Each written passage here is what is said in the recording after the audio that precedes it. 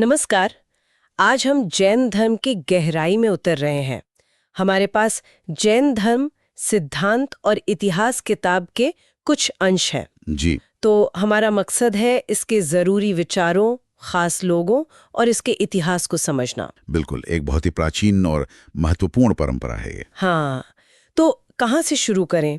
शायद तीर्थंकरों से ये सही रहेगा। हाँ, ये ठीक रहेगा। देखिए, जैन परंपरा में ना कुल 24 तीर्थंकर हुए हैं। 24? जी, जिन्हें मतलब रास्ता दिखाने वाला माना जाता है। इनमें सबसे पहले थे ऋषभदेव। ऋषभदेव? हाँ, इनका जिक्र तो शायद वेदों में भी है। हाँ बिल्कुल, ऋग्वेद में उनका उल्लेख मिलता है।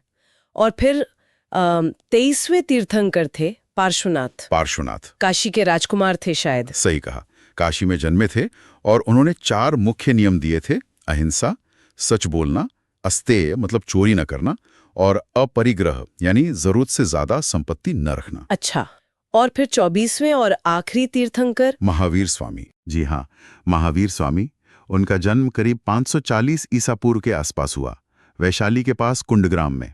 ज्ञात्रिक क्षत्रिय परिवार में? बिल्कुल, पिता सिद्धार्थ, माता त्रिशला।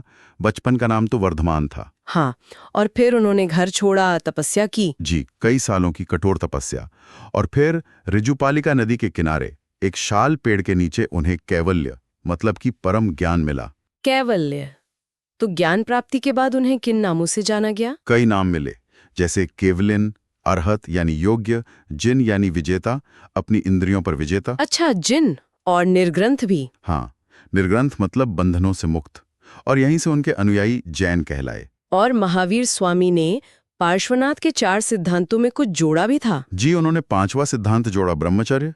तो ये पांचों मिलाकर साधुओं के लिए बन गए महाव्रत। महाव्रत, ये तो साधुओं के लिए हुए, आम लोगों के लिए भी कुछ था? हाँ, उनके लिए इन्हीं व्रतों का थोड़ा सरल रूप रखा गया, जिन्हें अणुव्रत कहते हैं।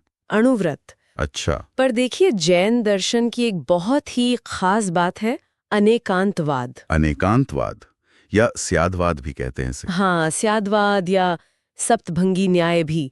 इसका मतलब है कि सत्य या ज्ञान ना वो सापेक्ष होता है, उसके कई पहलू होते हैं। मतलब कोई एक नजरिया पूरी सच्चाई नहीं बता सकता। बिल्कुल, इसीलिए महावीर ने वेदों की प्रामाणिकता को भी नहीं माना। उन्होंने कहा कि ज्ञान किसी एक दृष्टिकोण तक सीमित नहीं है। ये तो बहुत दिलचस्प है। आजकल के समय के लिए भी कितना प्रासंगिक लगता है ना?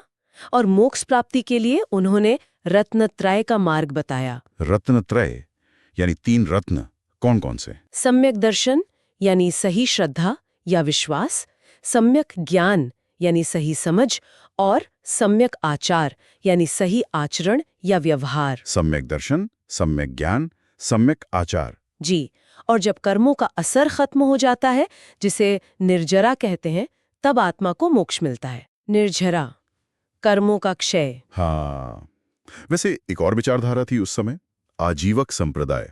आजीवक? ये कौन थे? इसे मखली गोसाल ने शुरू किया था। वो पहले महावीर के शिष्य थे, पर बाद में मतभेद होने पर अलग हो गए। अच्छा, उनका क्या मानना था? उनका सिद्धांत था नियतिवाद, मतलब सब कुछ पहले से तय है, भाग्य से चलता है। नियतिवाद? हम्म। अच्छा, अब महावीर के बाद संघ का क्या हुआ? क्या सब एक साथ रहे? देखिए, महावीर ने एक संघ तो बनाया था, जिसमें 11 गणधर यानी मुख्य अनुयायी थे। उनके बाद सुधर्मन और फिर जम्बू आचार्य बने। लेकिन बाद में शायद विभाजन हो गया था। हाँ, काफी समय बाद हुआ ये कि मगध में करीब 12 साल का भयंकर अकाल पड़ा। उस समय आचार्य थे भद्रबाहु। भद्रबाहु? जी, वो अपने कुछ अनुयायियों के साथ दक्षिण भारत चले गए, कर्नाटक की तरफ। अच्छा, अकाल के कारण? हाँ, और जो लोग उनके साथ दक्षिण गए वो आगे चलकर दिगंबर कहलाए। उनका मानना था कि मोक्ष के लिए वस्त्रों का त्याग जरूरी है। वो नग्न रहते थे।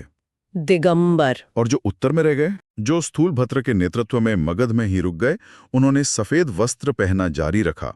वो श्वेतांबर कहलाए। तो ये है दिगंबर और श्वेतांबर शाखाओं की शुरुआत। अच्छा।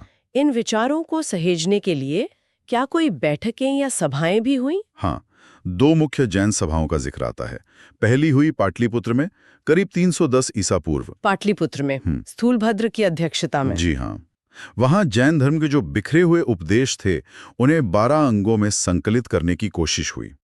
हालांकि दिगंबरों ने इसे पूरी तरह नहीं माना। अच्छा। और दूसरी सभा? दूसरी सभा काफी बाद में हुई, लगभग 512 ईस्वी में, वल्लभी में, जो गुजरात में है। वल्लभी। हाँ, इसकी अध्यक्षता देवर्धि गणिक क्षमा श्रमण ने की।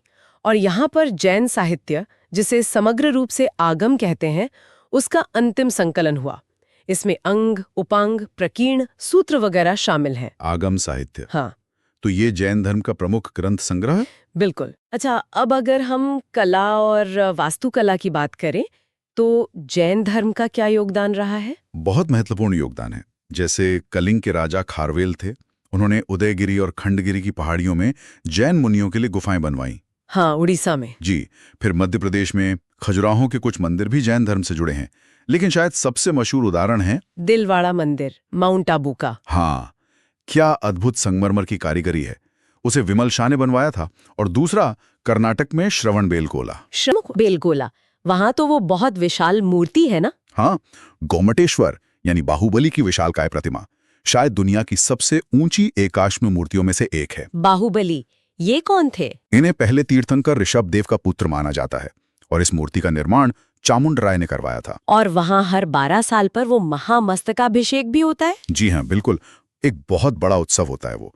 ये सब जैन कला और स्थापत्य के शानदार नमूने हैं। तो हमने आज जैन धर्म के कई पहलुओं पर बात की, तीर्थंकरों से शुरू करके खासकर महावीर स्वामी के जीवन, उनकी शिक्षाओं जैसे अहिंसा, अनेकांतवाद, रत्नत्रय, हाँ, फिर संघ का विभाजन देखा, दिगंबर और श्वेतांबर, जैन सभाएं और साहित्य की बात की, और कला और वास्तुकला में इसके योगदान को भी समझा। बिल्कुल।